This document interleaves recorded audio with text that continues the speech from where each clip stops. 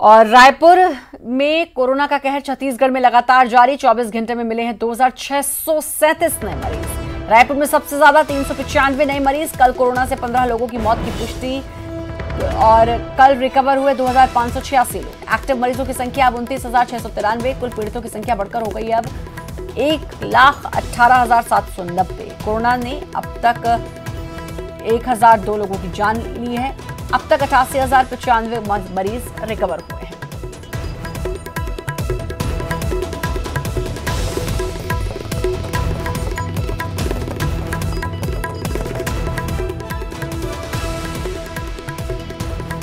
तो कोरोना का कहर लगातार जारी है। 2,500 से ज्यादा नए मरीज मिले हैं कल छत्तीसगढ़ में। सबसे ज्यादा मरीज मिले हैं रायपुर में 395। 24 घंटे में 15 लोगों की मौत हुई है। तो कोरोना घटने का नाम नहीं ले रहा है। अवधेश जुड़ चुके हैं। अवधेश, लगातार कोरोना बढ़ रहा है। लॉकडाउन किया गया था, लॉकडाउन के बाद कहा गया था कि कम हुए हैं केसेस। 2500 के पार आंकड़ा पहुंच चुका है रोजाना का। लगभग 2000 से ज्यादा रोजाना लोग मिल रहे हैं कोरोना पॉजिटिव। बिल्कुल, देखिए जिस समय लॉकडाउन लगाया गया उसके बाद ये कहा गया कि तकरीबन एक सप्ताह बाद इसका जो असर है वो दिखाई पड़ेगा, लेकिन जिस तेजी से संक्रमण बढ़ता जा रहा है और नए मरीजों की संख्या में जो रोज इजाफा होते जा रहे हैं, बताने के लिए काफी है कि लॉकडाउन पर्याप्त उपाय नहीं था। लॉकडाउन के बाद कुछ इतना फर्क नहीं पड़ा कि छत्तीसगढ़ में संक्रमण का जो दर है वो कम हो सके। हाँ, ये जरूर है कि बीते 3-4 दिनों से 3000 के आसपास ही संक्रमण है, लेकिन इसका दूसरा पहलू देखा जाए रेनू तो वो भी समझ आता है कि पहले जो जांच का दर था वो प्रतिदिन 22 से 23 हजार होता था, लेकिन अब बीते एक सप्ताह से देखने को मिल रहा है कि जांच अधिकतम 18,000 तक पहुंच पाया है, जिससे कोरोना की जांच अगर कम होगी तो स्वाभाविक सी बात है कि पीड़ितों की संख्या भी कम ही आएगी। तो ऐसे में सवाल ये उठने लगे हैं कि जांच को आखिरकार कम क्यों कर दिया गया। जहां 24-25 हजार छत्तीसगढ़ में प्रतिदिन जांच हुआ करते थे, आज की स्थिति में 17-18 हजार के आसपास में ही आ गए हैं। ऐसे में अगर 4,000 से घट के संख्या 3,000 तक आ जाए तो फिर कैसे माना जाएगा कि संक्रमण कम हुआ है, क्योंकि जांच में कमी की गई है। बहरहाल जिस तेजी से संक्रमण फैलता जा रहा है, मौत का आंकड़ा जो 1,000 को पार कर चुका है, अब ये भयावह होने लगा है कि लॉकडाउन को लेकर भी काफी सियासत हुई। लॉकडाउन बढ़ाने को लेकर भी काफी सियासत हुई। विपक्ष ने कहा कि भाई रैली निकालनी है, इसलिए इन लोगों ने लॉकडाउन खत्म करने का इरादा किया है। क्या लॉकडाउन को थोड़ा और बढ़ाया जाना चाहिए था ताकि इस पे रोक लग सकती, काफी कम केसेस आते?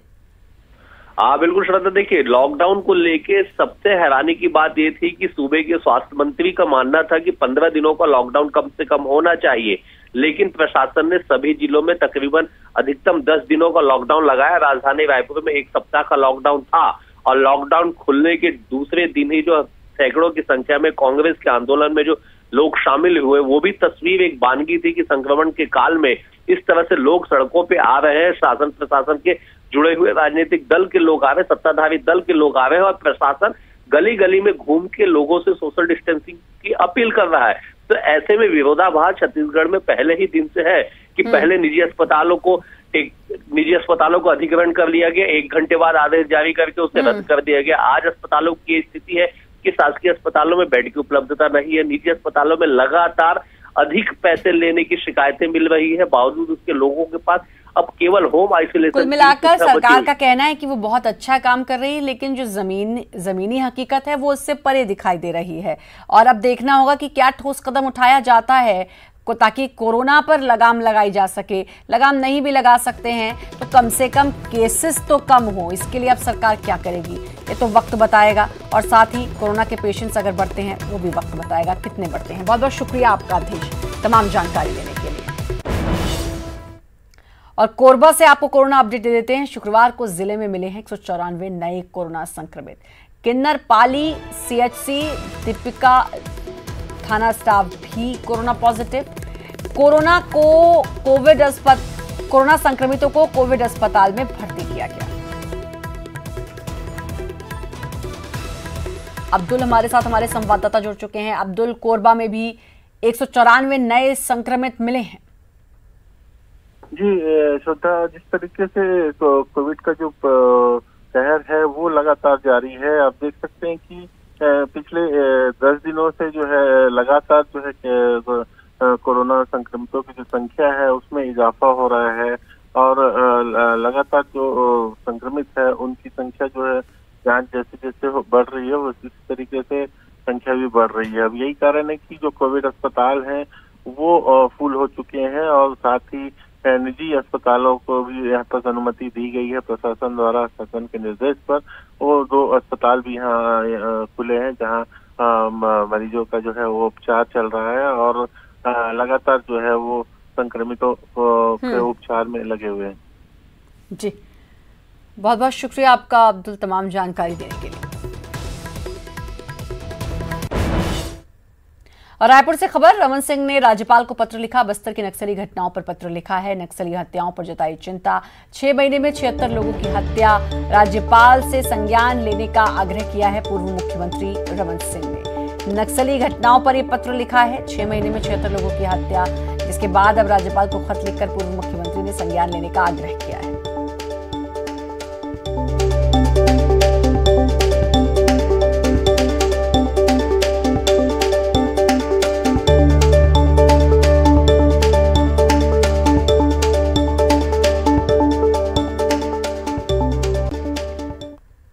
बीजेपी विधायक भीमा मंडावी हत्याकांड में एनआईए ने स्पेशल कोर्ट के सामने अपनी चार्जशीट फाइल कर दी। एनआईए के आरोप पत्र में 33 लोग आरोपी बनाए गए, जिनके खिलाफ कई संगीन धाराओं में आरोप पत्र दाखिल किया गया। जांच के दौरान 5 आरोपियों की मौत हो चुकी है, जबकि इस मामले में एनआईए ने 6 आरोपियों को गिरफ्तार किया था। गौरतलब है कि दंतेवाड़ा से बीजेपी विधायक रहे भीमा मंडावी की 9 अप्रैल 2019 को हत्या कर दी गई थी। जिला मुख्यालय से 35 किलोमीटर दूर श्यामागिरी में उनकी हत्या हुई थी, जिसकी शिकायत 17 मई 2019 में दर्ज की गई थी।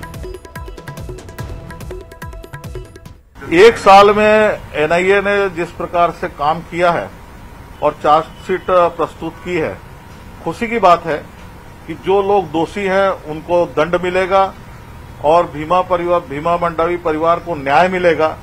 और हम भारतीय जनता पार्टी के जितने कार्यकर्ता हैं वो सभी जो है, जिस प्रकार से बस्तर के अंदर में नक्सलियों ने उनकी हत्या की थी, उसको लेकर हम लोगों ने भी मांग की थी। आज हमको लगेगा कि उसके परिवार को और भारतीय जनता पार्टी को न्याय मिलेगा, सभी कार्यकर्ताओं को न्याय मिलेगा। इसमें हम यही आशा और विश्वास कहूंगा कि एनआईए 1 साल के अंदर ही उसकी जांच कर और उसके चालान प्रस्तुत कर देना, ये निश्चित रूप से जो दोषी लोग हैं उनको सजा देने के लिए, और भीमा मंडावी जो हमारे विधायक साथी थे, नए नए चुनकर आए थे, उनकी आत्मा को इससे शांति मिलेगी, उनके परिवार को भी इससे हिम्मत मिलेगी। ब्रेक के बाद एक बार फिर से आपका स्वागत है। पीसीसी अध्यक्ष मोहन मरकाम ने जादू टोना वाले बयान पर अमित जोगी पर पलटवार किया। उन्होंने कहा कि अमित जोगी जीत हार के लिए तंत्र मंत्र करते हैं। पूरा प्रदेश जानता है कि अमित जोगी कैसी राजनीति करते हैं। ऐसा करके वो जीतते आ रहे हैं। हम लोग सिर्फ काम पर भरोसा करते हैं।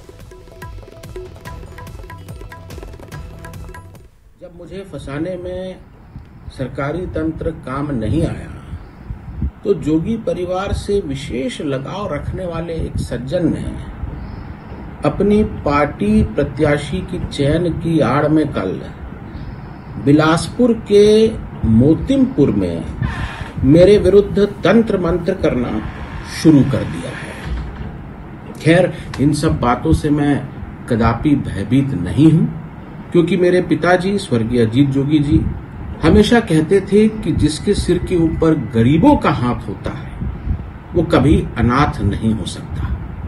छत्तीसगढ़ महतारी के आशीर्वाद से मेरे परिवार के ऊपर लाखों लोगों का आशीर्वाद है।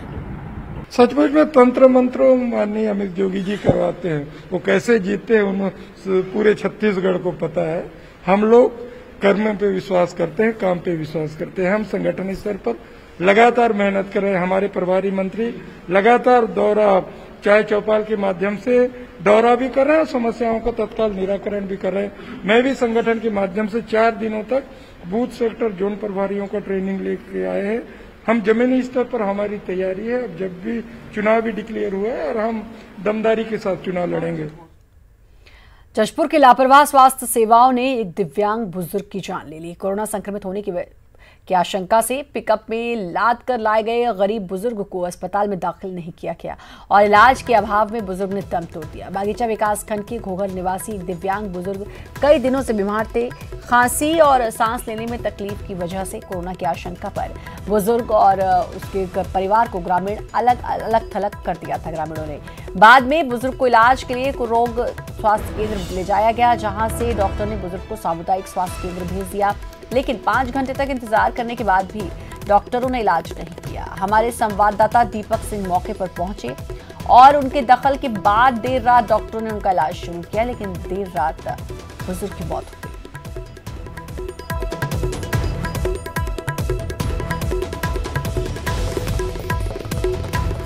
पंचायत से जो व्यक्ति जो बीमार था ना, वो काफ़ी बहुत दिन से पहले बीमार था और हम लोग को पता नहीं चला और वहाँ के लोग भी थोड़ा दूर दूर रह रहे थे, तो पता चला तो तत्काल हम लोग आज सर पर सचिव एक्शन लेते हुए 11 बजे रवाना कर दिए।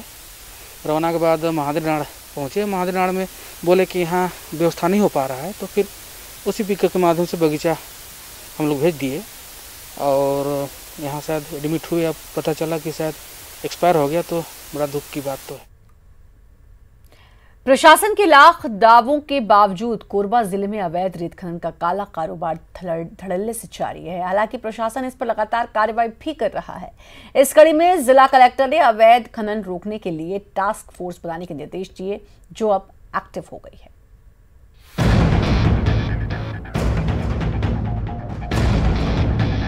कोरबा के ढेंगुर नाला में अवैध रेत खनन कर रहे लोगों पर कार्रवाई हुई है।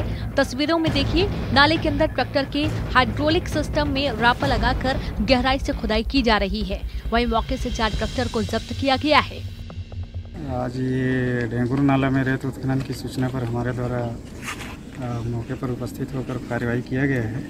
3 ट्रैक्टर नदी में और 1 ट्रैक्टर जो है बालपुर रिसदी मुख्य मार्ग में रिसदी की ओर जाते हुए पकड़ा गया है और चारों को ट्रैक्टर को जब्त कर थाने में सुपुर्द में दिया जा रहा है। कलेक्टर के निर्देश के बाद जिले में टास्क फोर्स बनी है, जो अलग अलग इलाकों में अवैध खनन के लिए कार्रवाई कर रही है।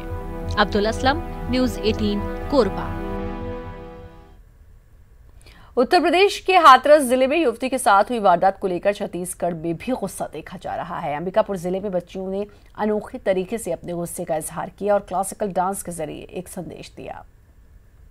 निकल पड़े हर द्वार खोल के गगन गए।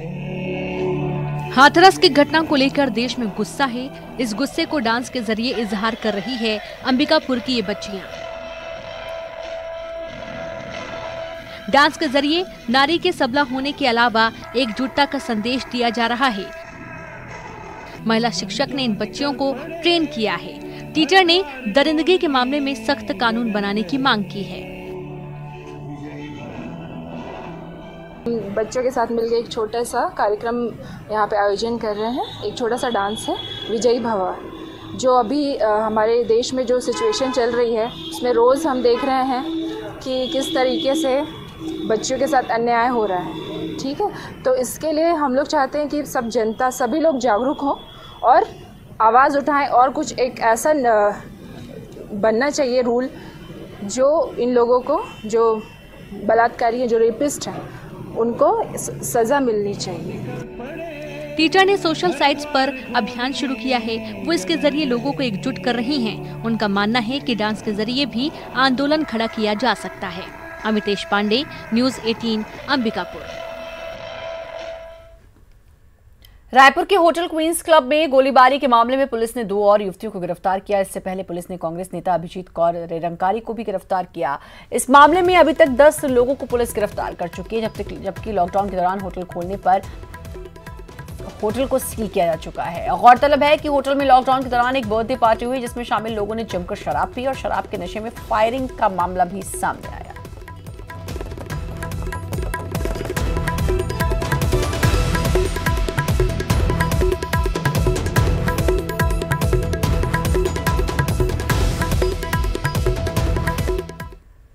राजधानी रायपुर के रजबंधा मैदान इलाके में नशीली टैबलेट बेच रहे एक युवक को पुलिस ने गिरफ्तार कर लिया। आरोपी शेख साहिल से पुलिस ने प्रतिबंधित नशे की 1500 टैबलेट बरामद की। जब्त टैबलेट की कीमत 8000 रुपए है। आरोपी शेख साहिल के खिलाफ राजधानी के अलग अलग थानों में लगभग दर्जन भर अपराध दर्ज है।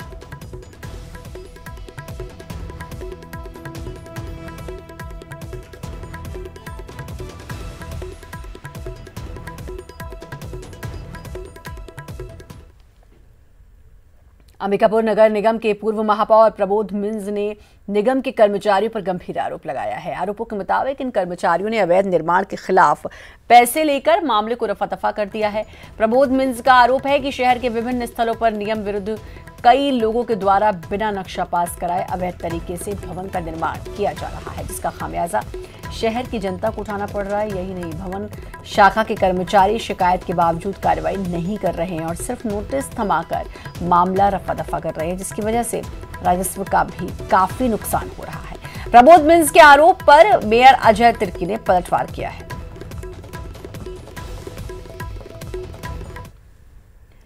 बेमेतरा में जिला मुख्यालय से 7 किलोमीटर दूर ग्राम तिलई कुंडा में 50 वर्षीय सुरेंद्र वर्मा ने अपने घर में कीटनाशक दवा खाकर आत्महत्या कर ली। कीटनाशक दवा खाने की जानकारी मिलने पर परिजनों ने गंभीर अवस्था में उन्हें जिला अस्पताल में भर्ती कराया था, जहां उसकी मौत हो गई। बताया जा रहा है कि मृतक नगरपालिका परिषद बेमेतरा में ड्राइवर के पद पर पदस्थ था। कोतवाली पुलिस मामले में मर्ग कायम कर आत्महत्या करने की वजह जांचने में जुटी है।